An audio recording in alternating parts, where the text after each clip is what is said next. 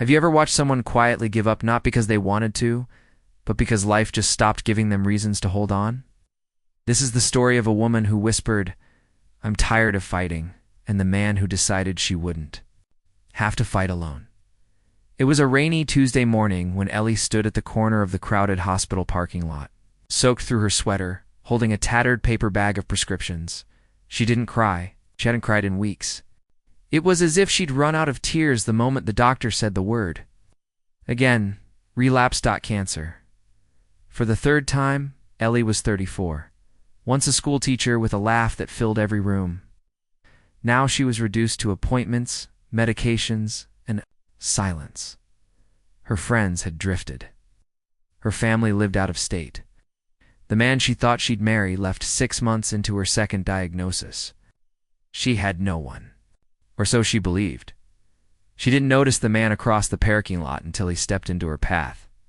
"Hey, need an umbrella?" he asked, holding it out awkwardly. Ellie blinked at him, the rain still streaking down her cheeks. "No, I'm fine." He smiled gently. "You're not, but that's okay. I'm Jake, by the way." Jake wasn't a doctor. He wasn't a social worker, just a volunteer who delivered warm meals to cancer patients once a week. Ellie had seen him around before, once or twice, but never really looked at him. She wanted to walk away. She almost did, but then he said, "You don't have to talk. You just have to sit. Come on, I know where the coffee's still hot." For some reason she couldn't explain, she followed. Jake didn't ask her about her diagnosis. He didn't ask what stage or how long or what her odds were. He asked her what kind of music she liked, told her about the stray cat that kept stealing his mail, offered half his sandwich without hesitation. Ellie didn't speak for 10 minutes. But by the end of that hour, she was smiling. Just a little. Just enough he started meeting her every Tuesday, sometimes at the hospital cafeteria, sometimes on a park bench across the street.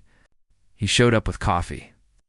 And once, without explanation, a pink helium balloon that read, "You're doing better than you think." One afternoon, Ellie showed up earlier than usual, hoping to surprise him.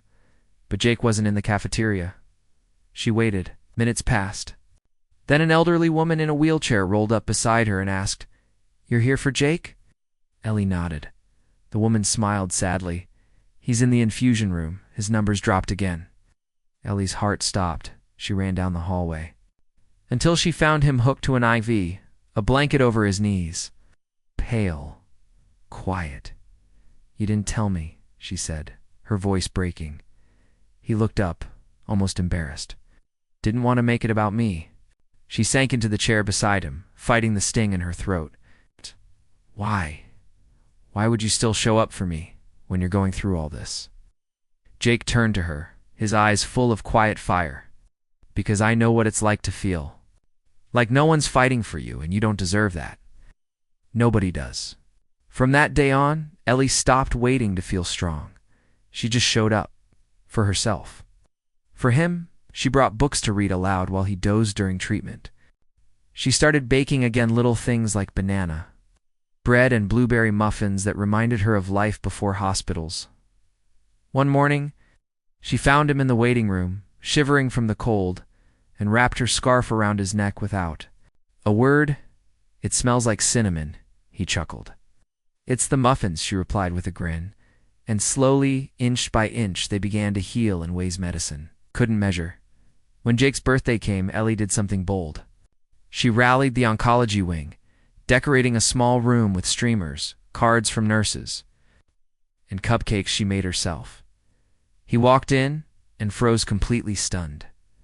There were no presents, no candles, just a room full of love he didn't expect. Ellie stood near the window, watching him, unsure if she'd overstepped. Jake walked over, took her hand and whispered, "You gave me back something I thought I'd lost." "What's that?" she asked. "Hope. Months passed. Some good. Some brutal. Ellie's cancer went into remission again. Jake's didn't, but he fought.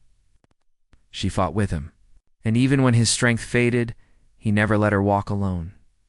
In the final week of his life, Jake left her a note tucked inside a book of poems they used to read together. "If you ever feel like giving up again, remember this: I didn't fight. For you, so you'd stop living. I fought so you'd start. Love, Jay. Ellie went back to teaching a year later. But something had changed. Her classroom was filled not just with lessons, but with love. Every week, she'd write one name on the chalkboard and tell her students a story of kindness. Starting with Jake's, kindness didn't cure her. It didn't save him. But it saved something softer, deeper, and just as sacred. Reminded her that even when the world turns cold, there are still people willing to light a match. Can you imagine the power of being that person for someone else? If this story touched you, please like the video. Leave a comment below sharing a time someone showed you kindness. Don't forget to subscribe. If you're ready for another story that will warm your heart, click here for the next one, we promise. It's worth it.